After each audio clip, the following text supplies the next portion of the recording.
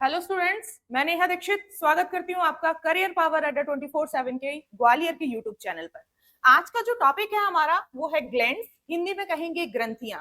ग्रंथियां स्टार्ट करते हैं आज के टॉपिक में। तो ग्लैंड्स की बात कर रहे थे हम लोग। ग्लैंड्स को हम लोग टू टाइप से डिवाइड करके पढ़ते हैं भाई। ग्लैंड्स को हम लोग टू टाइप से डिवाइड कर देते हैं। कैसे कि एक जो ग्लैंड्स है हमारी, ग्लैंड जो है हिंदी में क्या कहेंगे भाई? ग्रंथि। ठीक है, ग्रंथियां जो है टू टाइप्स की होती हैं। पहली क्या होती है? एक्सोक्राइन ग्लैंड, और दूसरी होती है एंडोक्राइन ग्लैंड। ठीक है, तो मेनली जो आज का हमारा टॉपिक है वो एंडोक्राइन से ही रिलेटेड है। एक्सोक्राइन भी देखेंगे, जैसे कि हम लोग बात करते हैं लिवर की, एक्सोक्राइन ग्लैंड है। ठीक है, lacrimal gland, lacrimal gland exocrine gland है। सलाइवरी ग्लैंड, एक्सोक्राइन ग्लैंड है सलाइवरी ग्लैंड। ठीक है, एक्सोक्राइन है ये सारी। अगर यहाँ की हम बात करते हैं तो सबसे पहले हम लोग लेते हैं, आपने देखा होगा पिट्यूटरी ग्लैंड, पिट्यूटरी। ठीक है, हिंदी में क्या कहेंगे? पीयूष ग्रंथि, पीयूष ग्रंथि, पिट्यूटरी ग्लैंड। दूसरा हम यहाँ पे ले लेते हैं थाइमस ग्लैंड। तीसरा हम लोग ले लेते हैं एड्रिनल ग्लैंड। चौथा हम लोग ले लेते हैं यहाँ पे ओवरी गोनाड्स कह सकते हैं। ठीक है, एंड इसके अलावा हम लोग एक पीनियल बॉडी और पढ़ते हैं, पीनियल बॉडी आई है ये, पीनियल बॉडी। ठीक है, तो इस तरीके से हम लोग ग्लैंड्स को पढ़ेंगे। आज हमारा जो चैप्टर है वो ग्लैंड्स कवर करेगा, फुल कवरेज रहेगी ग्लैंड्स की। An organ that make one or more substance such as hormone, digestive gland, juice, sweet, sweat, है ना, ये tears, saliva, milk. Endocrine glands release the substance directly into the blood stream. Exocrine gland जो है वो release करती है substance into the duct and opening to the inside and outside the body. Simple सा कह रहे हैं क्या कि ये जितने भी एक्सोक्राइन ग्लैंड है ये इनसाइड और आउटसाइड, बाहर की तरफ और अंदर की तरफ, दोनों की तरफ एंजाइम्स को सीक्रेट करती हैं। किसे? एंजाइम्स को सीक्रेट करती हैं। और ये वाली डक्ट होती है इनमें, डक्ट्स होती हैं इनमें, यानी कि ये वाली हार्मोन का सीक्रेशन करती हैं, लेकिन सिर्फ और सिर्फ बॉडी के अंदर, सिर्फ बॉडी के अंदर। यानी कि अगर हम देखते हैं पीयूष ग्रंथि की बात करें, हाइपोथैलेमस की बात करें, हम किसी भी ऐसी internal exocrine gland, endocrine gland की बात करें, तो वो बॉडी के अंदर ही हार्मोन को सीक्रेट करती है, बॉडी के अंदर। ठीक है, और यहाँ पर एंजाइम का सिक्रेशन होता है, और एंजाइम का सिक्रेशन बॉडी के अंदर भी हो सकता है और बाहर भी हो सकता है। जैसे सपोज सबसे अच्छा एग्जाम्पल है कि लार, सलाइवरी ग्लैंड, जो लार होती है वो मुंह से बाहर भी तो जा सकती है, अंदर भी है, मुंह से बाहर थूक भी सकते हैं उसे, है ना। एक और सबसे अच्छा एग्जाम्पल है लेक्राइमल ग्लैंड का, आंसू। ठीक है, आंसू, आंसू जैसे कोई रोता है ना, तो आंसू बाहर की तरफ भी तो आते हैं, फिर ऐसे ऐसे पहुंचते हैं हम लोग, है ना। तो वो आंसू भी, टीएस भी लेक्राइमल ग्लैंड उसका एग्जाम्पल हो सकता है। उसके अलावा और क्या एग्जाम्पल हो सकता है? चलिए ये आपका क्वेश्चन है, कमेंट सेक्शन में बताइए और क्या एग्जाम्पल इसके हो सकते हैं। ठीक है, चलिए endocrine gland system, endocrine gland system. तो अभी हमने थोड़ी देर पहले ही देखा, हमने देखा पीनियल बॉडी। ठीक है, दूसरा हम देखेंगे हाइपोथैलेमस, हाइपोथैलेमस। तीसरा हम लोग देखेंगे पिट्यूटरी ग्लैंड, पिट्यूटरी ग्लैंड।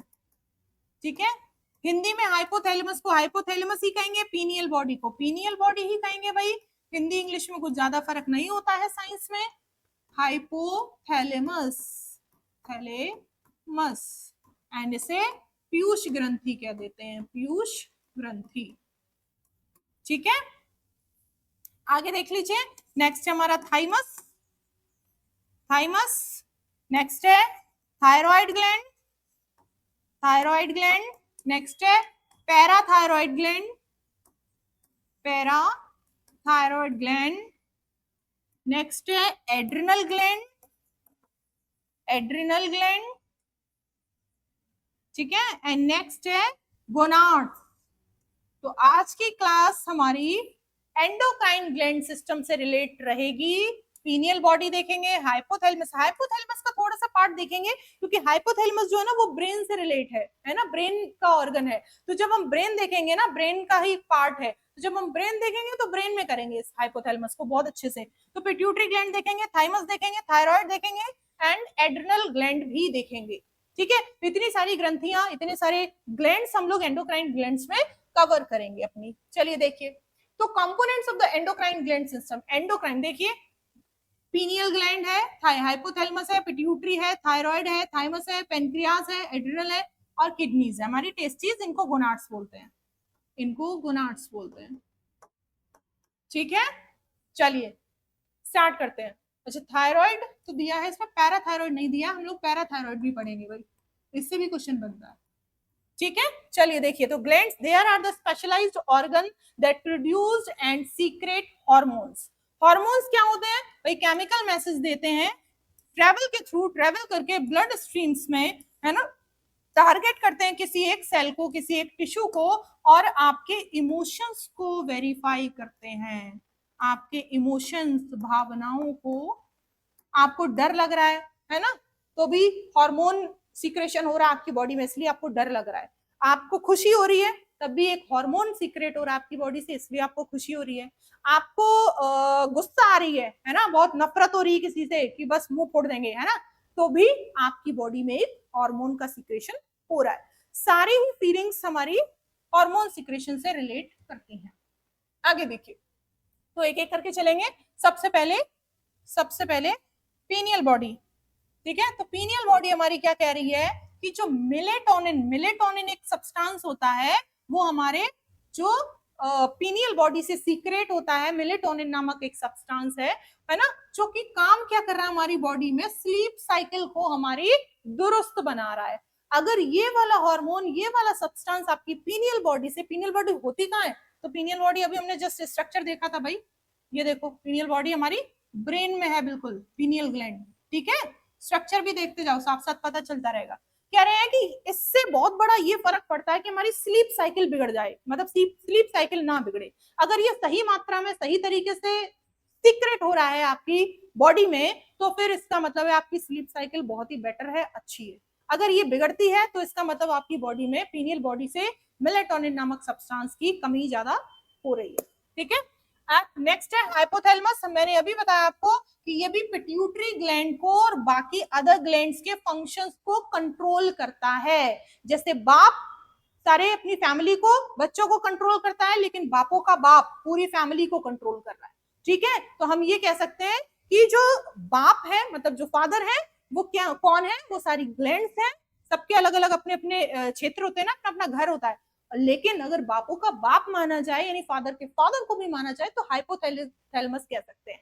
ठीक है, यानी कि ये सारी ग्लैंड्स को कंट्रोल कर रहा है। जैसे दादाजी घर में है, सारे बच्चों को कंट्रोल कर रहे हैं, ताऊ जी को, चाचा जी को, बुआ को, फूफा जी को, है ना, सबको कंट्रोल कर रहे हैं। लेकिन अगर अलग अलग देखा जाए तो सारे लोग अपनी अपनी फैमिली को अलग अलग कंट्रोल भी कर रहे हैं। तो जो ग्लैंड्स है, एंडोक्राइन ग्लैंड्स, सारे हार्मोन्स को अलग अलग कंट्रोल कर रही है। लेकिन अगर ये पूछा जाए सारी ग्रंथियों को, सारे ग्लैंड्स को कंट्रोल कौन कर रहा है, तो फिर आंसर इज हाइपोथैलेमस।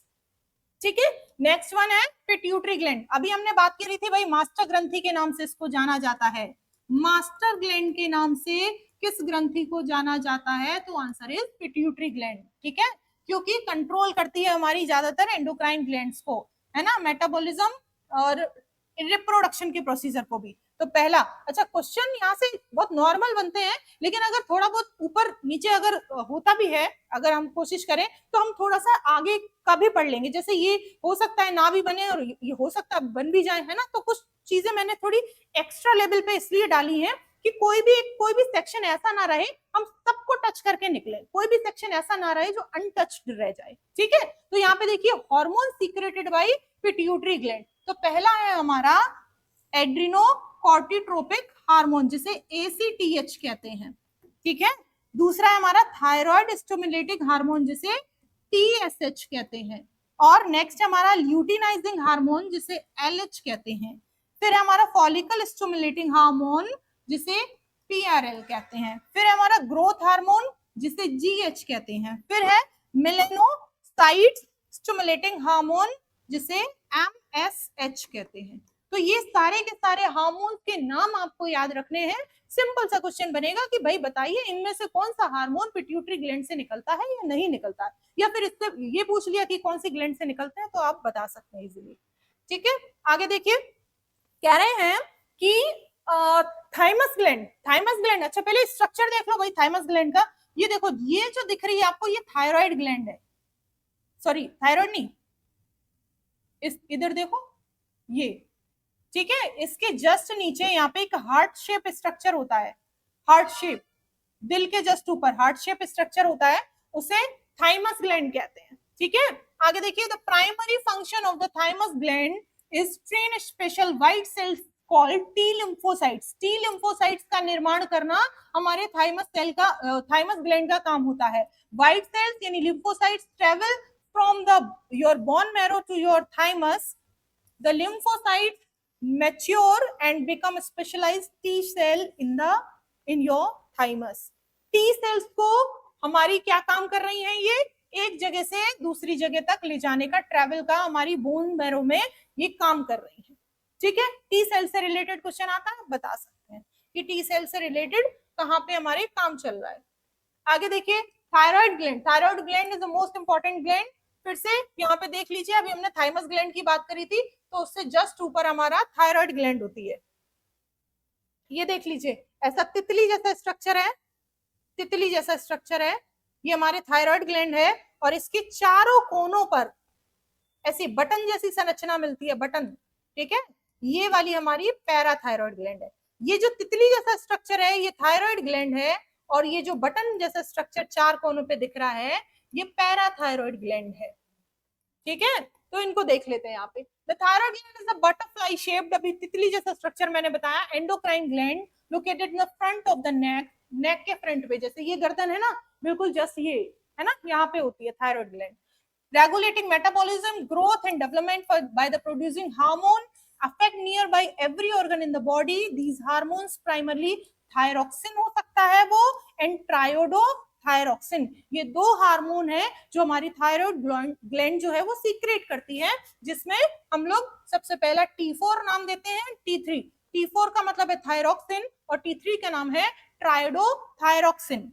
ठीक है, control breathing, heart rate, weight, digestion and mood, मतलब कि आपके ब्रीथिंग को कंट्रोल करती है, श्वास संबंधी कोई समस्या आती है तो उसको भी कंट्रोल करती है, हार्ट संबंधी कोई समस्या आती है, हार्ट रेट क्या मतलब, हार्ट बीट की, जैसे एक मिनट में 72 से 73 टाइम्स हमारा हार्ट बीट ऊपर नीचे होती है, मतलब है ना, लब लब डब डब, तो वो वाला है सिकल सेल। अगर हम यहाँ पे डिजीजेस की बात करते हैं तो फिर लैक ऑफ थायरोक्सिन की वजह से हमारा हो जाता है घेंगा, बहुत ही मोस्ट इंपॉर्टेंट डिजीज मानी जाती है घेंगा। एग्जाम प्रोस्पेक्टस से घेंगा क्या होता है, ये वाली जो जगह होती है इसको कवर करते हैं, क्योंकि थायराइड ग्लैंड जो है वो हमारे नेक में है, तो ये वाली जो चीज है वो हमारी स्वेल कर जाती है। ठीक है, थायराइड ग्लैंड में सूजन आ जाती है, जिसे घेंगा का नाम दिया गया। अच्छा, घेंगा से एक क्वेश्चन और बनता है आपके न्यूट्रिएंट वाले चैप्टर में, जब हम आएंगे तो आयोडीन से क्वेश्चन बनेगा कि किस इंग्रेडिएंट की कमी से, किस न्यूट्रिएंट की कमी से घेंगा नामक रोग हो जाता है, तो वहां पर भी सेम आंसर आप लगाएंगे आयोडीन। अब देखो, आयोडीन की कमी से सीक्रेशन हमारा कम हो जाता है, और सीक्रेशन अगर कम हो गया बॉडी थायराइड ग्लैंड से, तो फिर थायराइड ग्लैंड अफेक्ट कर जाती है, और अफेक्ट कैसे होती है, उसका काम क्या है, उसका काम है इस वाली बीमारी में सूज जाना। ठीक है, स्वेल कर जाना, तो यहाँ पे हमारा ग्वाइटर याद रखिएगा, बहुत इंपॉर्टेंट है। पैराथायराइड ग्लैंड की बात करते हैं तो regulate calcium level of the blood, याद रखिए पैराथायराइड जो है वो हमारे ब्लड के अंदर कैल्शियम की मात्रा को कंट्रोल, मतलब अगर पैराथायराइड ग्लैंड से निकलने वाले हार्मोन का अगर आप फंक्शन पूछेंगे तो सबसे मेन फंक्शन है उनका कैल्शियम की मात्रा को कंट्रोल करना। अगर कैल्शियम ज्यादा हो जाएगा तो भी समस्या है, कैल्शियम की मात्रा कम हो जाएगी ब्लड में तो भी समस्या है। समस्याओं की बात करते हैं तो देखो, अगर हम बात करें पैराथायराइड हार्मोन की, ठीक है, तो जब कैल्शियम हमारा कमी होगी तो पैराथायराइड हार्मोन, पैराथायराइड ग्लैंड का भी नाम है और पैराथायराइड हार्मोन का भी नाम है। क्यों? क्योंकि पैराथायराइड से निकल रहा है, इसलिए इसका नाम पैराथायराइड हार्मोन पड़ गया। अब अगर कैल्शियम की ब्लड में कमी है तो पैराथायराइड हार्मोन निकलेगा, ये कह सकते हो। ठीक है, और अगर कैल्शियम की अधिकता है तो फिर कौन सा निकलेगा, कैल्सीटोनिन निकलेगा, कैल्सीटोनिन हार्मोन निकलेगा। ठीक है, तो आपको पूछा जा सकता है कि किसकी कमी में कौन सा हार्मोन किस ग्लैंड से निकलता है, तो ग्लैंड का नाम पूछेंगे पैराथायरॉयड ग्लैंड, कौन सा हार्मोन किस से निकल रहा है, किसकी कमी से निकल रहा है, तो आंसर इज कैल्शियम की कमी एंड कैल्शियम की अधिकता, दोनों ही चीजें हो सकती हैं। और अगर सिंपल सा फंक्शन पूछा जाए तो नॉर्मल एक सेंटेंस में कहेंगे कि कैल्शियम की मात्रा को ब्लड में बैलेंस करने का काम करता है पैराथायरॉयड हार्मोन या पैराथायरॉयड ग्लैंड या पैराथायरॉयड ग्लैंड से निकलने वाले हार्मोन। सिंपल सा आंसर बता सकते हैं। एड्रिनल ग्लैंड की बात करते हैं तो produce hormone like कॉर्टिसोल्स, adrenaline which regulate stress response, blood pressure and metabolism. सबसे इंपॉर्टेंट क्वेश्चन कि एड्रिनल ग्लैंड से निकलने वाले जो हार्मोन्स हैं वो कैसे क्या काम करते हैं, किन चीजों को रेगुलेट करते हैं, तो आपका आंसर सबसे अच्छा आंसर है स्ट्रेस को, ठीक है, ब्लड प्रेशर को एंड मेटाबॉलिज्म को। ये तीन आंसर आप दे सकते हैं। अगर मैंने सिंपल सा आपसे क्वेश्चन पूछ लिया जाए कि बताइए कि हमारे स्ट्रेस को, हमारे ब्लड प्रेशर को, हमारी मेटाबॉलिज्म को किस ग्लैंड से निकलने वाले हार्मोन अफेक्ट करते हैं, आपका आंसर होगा एड्रिनल ग्लैंड। एड्रिनल, अब देखो एड्रिनल जो ग्लैंड है वो हमारे टू पार्ट्स में डिवाइडेड है, एक इधर और एक इधर। तो अगर हम ऊपरी पार्ट की बात करें, ऊपर की तरफ की, है ना, तो उसको कहते हैं कॉर्टेक्स, और अगर नीचे की पार्ट की बात करें तो उसको कहते हैं मेड्यूला, है ना, या बाहरी पार्ट की, एक्सटर्नल पार्ट की बात करें तो उसको कहते हैं कॉर्टेक्स, और इंटरनल पार्ट की बात करें तो फिर उसको कहते हैं मेड्यूला। मेड्यूला, तो हम दोनों पार्ट को अलग अलग पढ़ रहे हैं। तो देखो जब हमने कॉर्टेक्स को पढ़ा तो हमने देखा कि कॉर्टिसोल निकल रहा है, एड्रिनल है ना, एल्डोस्टेरोन निकल रहा है, एंड्रोजन्स निकल रहे हैं, सेक्स हार्मोन्स निकल रहे हैं, कॉर्टिसोल, ठीक है, कॉर्टिसोल सबसे इंपॉर्टेंट है। कॉर्टिसोल पूछा जाता है कि भाई बताइए किस लिए, क्या हेल्प करता है हमारी बॉडी में कॉर्टिसोल, तो हम कह सकते हैं यहाँ पे देखो मेटाबॉलिज्म में हेल्प कर रहा है ना, बॉडी के फैट्स को कंट्रोल करने में, पाचन में हेल्प कर रहा है, प्रोटीन्स को, कार्बोहाइड्रेट्स को, है ना, रेगुलेट करने में हेल्प कर रहा है। रेगुलेट करने का मतलब है सबके मेटाबॉलिज्म में हेल्प कर रहा है, सबको पचा रहा है ये, ठीक है। आगे देखो मेड्यूला की अगर हम बात करेंगे तो एक हमारे पास एक हार्मोन है इपिनेफ्रिन, और दूसरा हार्मोन है हमारे पास नॉरएपिनेफ्रिन। नॉरएपिनेफ्रिन में फर्क क्या है, देखो इसको एड्रिनेलिन और नॉरएड्रिनेलिन के नाम से भी जाना जाता है, ठीक है, तो इसको भी याद रखिएगा, नॉर लगा दीजिए और एड्रिनेलिन, है ना। ये काम क्या कर रहा है, crucial for the body's stress response, आपके बॉडी के स्ट्रेस के लिए रिस्पॉन्सिबल है। Adrenaline increase the heart rate, blood pressure and energy level, preparing the body for the fight and flight। देखो सबसे इंपॉर्टेंट क्वेश्चन, 1 मार्क का तो ऑब्वियस है कि 1 मार्क ही होंगे सारे, लेकिन मेरे कहने का मतलब ये है कि ज्यादातर एग्जाम्स में इसको पूछा जा चुका है, क्या, फाइट एंड फ्लाइट। फाइट का मतलब है लड़ना और फ्लाइट का मतलब है उड़ना, फाइट का मतलब है लड़ना और फ्लाइट का मतलब है उड़ना, ठीक है, फ्लाइट, ये वाली फ्लाइट। तो लड़ो और उड़ो, हिंदी में क्या कहेंगे, लड़ो और उड़ो। सिंपल सा क्वेश्चन बनता है कि भाई बताइए कौन से हार्मोन को लड़ो व उड़ो के नाम से जानते हैं, तो आंसर है हमारा इपिनेफ्रिन, और ये कहां से निकल रहा है, एड्रिनल ग्लैंड से, और एड्रिनल ग्लैंड के किस वाले पार्ट से, तो मेड्यूला वाले पार्ट से, एड्रिनल ग्लैंड के मेड्यूला नामक पार्ट से हमारा इपिनेफ्रिन निकल रहा है। और यही वाला एग्जाम जो है वो किसके लिए रिस्पॉन्सिबल है, या हमारे फीलिंग्स के लिए भी कह सकते हैं, ब्लड प्रेशर के लिए, एनर्जी लेवल के लिए, ठीक है, और लड़ो व उड़ो यानी एक बार अगर ये बॉडी से रिलीज हुआ फिर उसके बाद ये वेस्ट, ठीक है, इनको बाद में यूज नहीं कर सकते।